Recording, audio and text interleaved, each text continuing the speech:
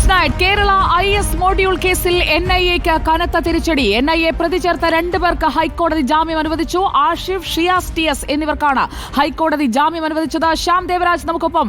Shyam Devaraj, Kerala IS module കേസിൽ NIA പ്രതി ചേർത്ത 2 പേർക്ക് ജാമ്യം കിട്ടുന്ന സാഹചര്യം എങ്ങനെയാണ് ഉണ്ടായിരിക്കുന്നത്? Kerala IS module case 2022 NIA register ചെയ്തത്. ഈ കേസിലാണ് തീവ്രവാദവുമായി ബന്ധപ്പെട്ട കേസാണ്. UAP അടക്കം ചുമത്തിയ കേസാണ്. ഈ കേസിലാണ് NIAക്ക് ദേശീയ ഇൻവെസ്റ്റിഗേഷൻ ഏജൻസിക്ക് ദേശീയ അന്വേഷണ ഏജൻസിക്ക് കനത്ത തിരിച്ചടിയാകുന്ന നിലപാട് ഹൈക്കോടതി ഡിവിഷൻ ബെഞ്ചിൽ നിന്നുണ്ടാകുന്നത്.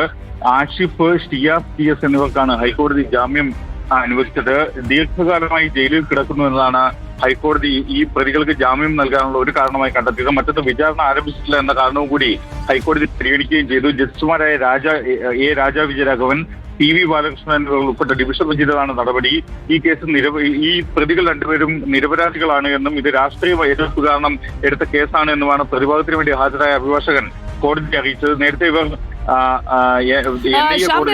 ഇത് തൃശൂരിൽ IS മോഡ്യൂൾ രൂപീകരിച്ച കേസല്ലേ? ഇതിൽ ആഷിഫും നബീൽ അഹമ്മദും ഷിയാസും സഹീർ തുർക്കിയും ഇവരെ പ്രതി ചേർത്തുകൊണ്ട് ജനുവരിയിൽ NIA കുറ്റപത്രം സമർപ്പിച്ചതാണ്. ഖത്തറിൽ ജോലി ചെയ്തിരുന്ന ആഷിഫും നബീലും IS ശാഖ തൃശൂരിൽ രൂപീകരിക്കുന്നതിൽ പ്രധാന പങ്ക് വഹിച്ചുവെന്ന് NIA കണ്ടെത്തിയതുമാണ്. 2023 നവംബറിൽ രജിസ്റ്റർ ചെയ്ത കേസിൽ 2024 ജനുവരിയിൽ കുറ്റപത്രം സമർപ്പിച്ചതുമാണ്.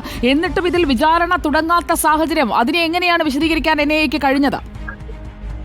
അക്കാര്യത്തിൽ കൃത്യമായ വിശദീകരണം നൽകാൻ NIAക്ക് കഴിഞ്ഞിട്ടില്ല. കാരണം സുജയ് ഭാഗവത് സൂചിപ്പിച്ചത് തന്നെയാണ്, ഈ കേസിന്റെ വിചാരണ ഇനിയും വിചാരണ കോടതിയിൽ എറണാകുളം പ്രത്യേക വിചാരണ കോടതിയിൽ ആരംഭിച്ചിട്ടില്ല എന്നതാണ് പ്രതികൾക്ക് ജാമ്യം നൽകാനായി ഹൈക്കോടതി ഡിവിഷൻ ബെഞ്ച് കണ്ടെത്തിയ ഏറ്റവും പ്രധാനപ്പെട്ട കാരണം.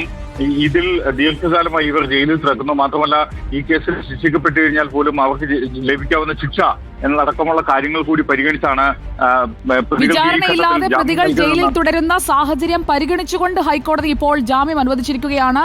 ഷിയാസും ആഷിഫും NIA കോടതിയിൽ നേരത്തെ ജാമ്യാപേക്ഷ നൽകിയതാണ്. അന്ന് ആ അപേക്ഷ തള്ളിയിരുന്നു. ഇതിനെതിരെ അവർ കൊടുത്ത അപ്പീലിലാണ് ഇപ്പോൾ ഹൈക്കോടതി ഡിവിഷൻ ബെഞ്ചിൽ നിന്ന് ജാമ്യം അനുവദിച്ചുകൊണ്ടുള്ള ഉത്തരവ് വന്നിരിക്കുന്നത്. വളരെ പ്രധാനപ്പെട്ട വാർത്തയാണ്. കുറ്റപത്രം സമർപ്പിച്ചിട്ടും വിചാരണ തുടങ്ങാത്ത സാഹചര്യത്തിൽ 2 പേർക്ക് IS മോഡ്യൂൾ കേസിൽ ഇപ്പോൾ ജാമ്യം ലഭിച്ചിരിക്കുകയാണ് ഹൈക്കോടതിയിൽ നിന്ന്.